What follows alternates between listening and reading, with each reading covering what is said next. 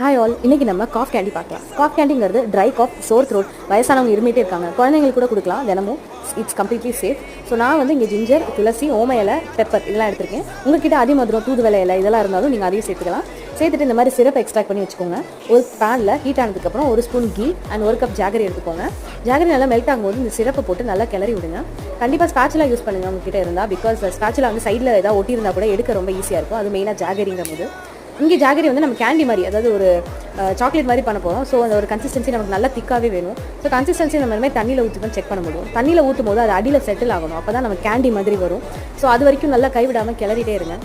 இப்போ பார்த்தீங்கன்னா அடியில் செட்டில் ஆயிருக்கு. எடுத்து பார்த்து கொஞ்சம் நேரத்தில் பார்த்தீங்கன்னா கல் மாதிரி ஆகிடும். ஸோ கீழே போட்டு கூட செக் பண்ணுங்கள், சவுண்ட் வர மாதிரி இருக்கும். அதான் கன்சிஸ்டன்சி. ஸ்டவ் ஆஃப் பண்ணிடுங்க. ஒரு பிளேட்டை ஃப்ளாட் டஸ்ட் பண்ணிக்கோங்க. அப்போ தான் நம்ம ஊற்றிட்டு எடுக்கும் போது ஒட்டாமல் வரும் தட்டில். ஸோ அதை அப்படியே எடுத்து நீங்கள் பாக்ஸில் ஸ்டோர் பண்ணிவிட்டு என்ஜாய் பண்ணுங்கள். தேங்க்யூ.